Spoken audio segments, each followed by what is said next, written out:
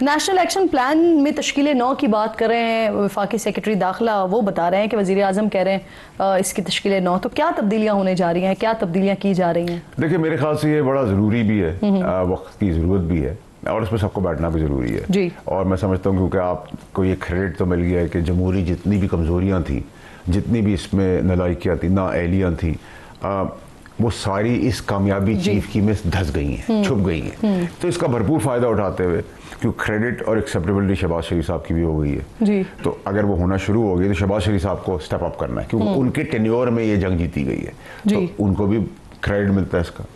تو اگر اس میں وہ سٹیپ اپ کریں اور اپوزیشن کو بٹھائیں، انگیج کریں، نہ کہ ہم گورنمنٹ ہوتے ہوئے یہ شو کریں کہ جی ہم نے ان سے اجازت لینی، ہمارے پلے کچھ نہیں ہے، پی ٹی آئی کہ ہم نے اسٹیبلشمنٹ سے بات کرنی، وہ بھی انٹرسٹڈ نہیں ہے، ان کا کوئی تعلق نہیں ہے، ان کو جو کام کریں وہ کرنے دیں، ان کو تھپکی لگائیں. ٹھیک ہے، یہ ایٹ لیسٹ منیمم سے ہم سیاستدان کا کام ہے کہ ہم اس پہ تو بیٹھ جائیں، کم سے کم اتنی تو ہم شرم رکھیں، لاج رکھیں کہ ڈیموکریٹک سسٹم کی، کہ ہم بات کریں، انگیج کریں اور رستہ نکالیں. اس میں آپ سے کوئی عام معافی کی بات نہیں کر رہا، پی ٹی آئی کہتی ہے ہم اسٹیبلشمنٹ میں بات کریں گے، گورنمنٹ کہتی ہے ہم مجبور ہیں، ہمیں ان سے پوچھنا پڑے گا، تو میرا نہیں خالی سچویشن ہے. آپ صحیح. اچھا مجھے یہ فرمائیے، ٹرمپ مسلسل انڈیا کو اور پاکستان کو کہہ رہے ہیں کہ لڑائی جھگڑا ختم کریں، تجارت کو آگے بڑھائیں. وزیر اعظم صاحب کہہ رہے ہیں کہ جو انڈیا اور پاکستان کے مذاکرات ہیں، جس کا ٹرمپ بھی تذکرہ کر رہے تھے کہ ایک ساتھ، مارکو روبیو کو انفیکٹ انہوں نے کہا تھا کہ ایک ساتھ کھانے کی ٹیبل پر بٹھائیں دونوں کو، تو وزیر اعظم صاحب کہہ رہے ہیں کہ یو اے ای میں غالباً یہ مذاکرات ہو سکتے ہیں، یہ بات چیت ہو سکتی ہے.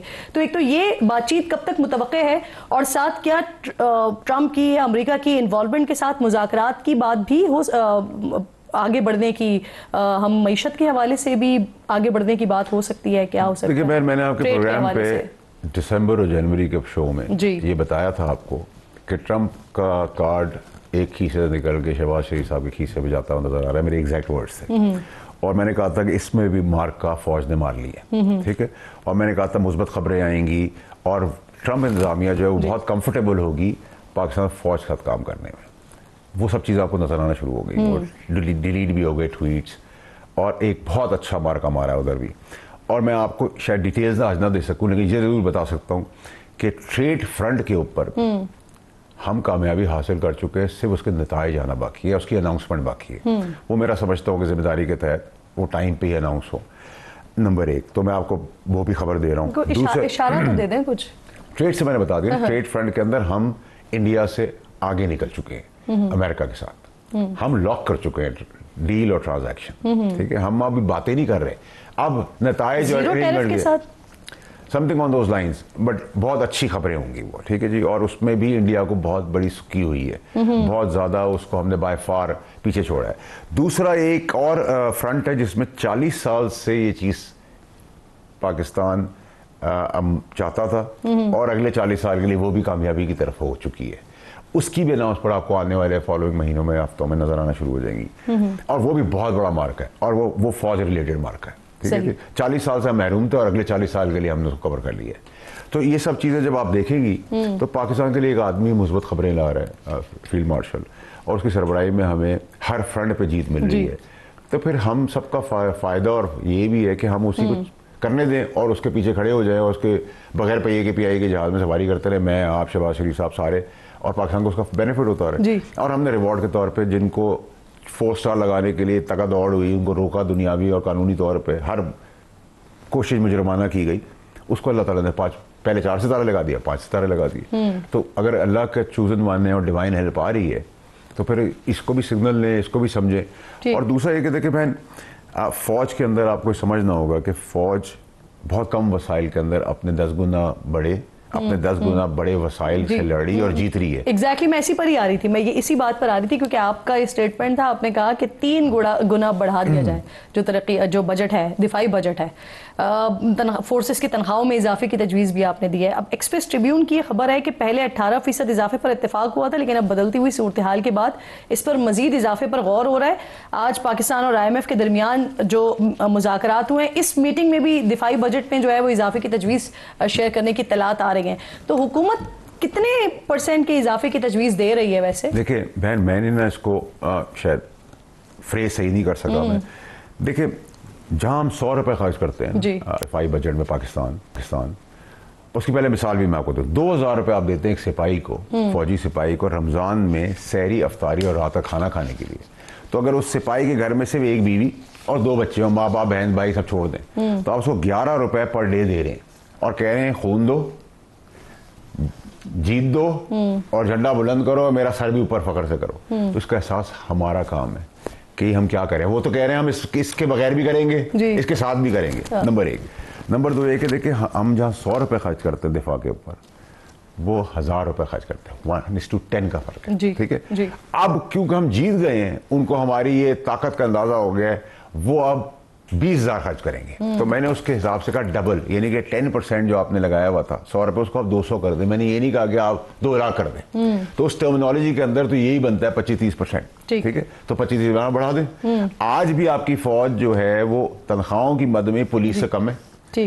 ایک چیف آف آرمی اسٹاف کی تنخواہ ایک بیوروکریٹ سے بھی کم ہے. تو میں غلط کہاں کہہ رہا ہوں؟ اگر میں نے احساس دلایا ہے اور اس احساس پہ کوئی بات ہو رہی ہے اور اس کا فائدہ دفاع کا ہے, اس دفاع ہوگا تو آپ ڈیولپمنٹ کا دفاع کریں گے. حکومت کتنے % کی تجویز دے رہی ہے؟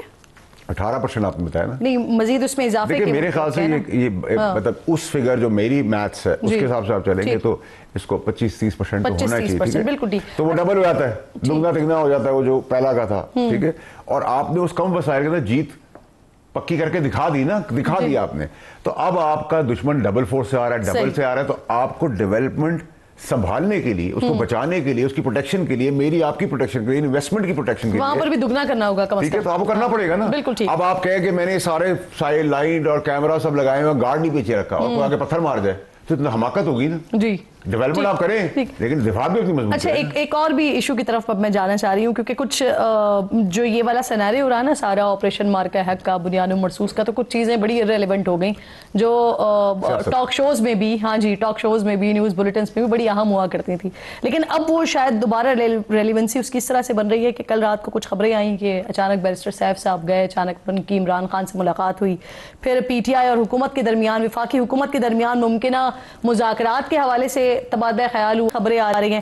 لیکن خان صاحب کے بیانات آج بھی ایک ایسے نہیں ہے کہ جن سے کوئی تاثر ملے کہ کوئی مذاکرات وغیرہ ہو رہے ہیں. ہو کیا رہا ہے, چل کیا رہا ہے؟ دیکھیں بہن, مسئلہ سارا یہ ہے کہ آپ بچکانہ سیاست کریں گے تو پھر اس کے نتائج بھی ویسے ہی آئیں گے, نمبر 1.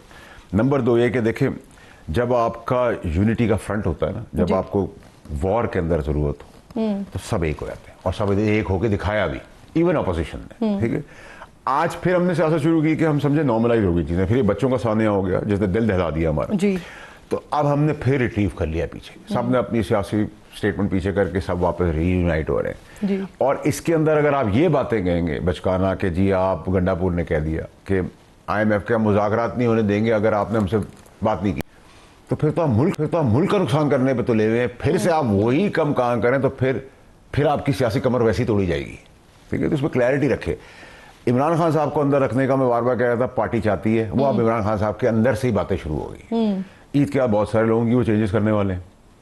عمران خان باہر آنے والے ہیں, عمران خان صاحب جی, دنیاوی اور قانونی طور پہ ابھی تو مجھے نظر نہیں ہے. وہ تو عید کہہ رہے تو عید تو سر پر ہے, تو مجھے تو نظر نہیں آ رہے. کوئی عید کے بعد کچھ ہے, مجھے تو کچھ نظر ابھی ایسا نہیں آ رہا. جب مجھے یہ نظر آ رہا ہے کہ آپ اپنے ادارے کے جنرل فیض کو کورٹ مارشل بھی کریں گے, اللہ نہ کرے سزائے موت ہو, لیکن 14 سال کی سزا دیں گے, اگر سزائے موت نہیں دی تو پھر آپ باقیوں کیسے چھوڑ دیں گے, نمبر 1.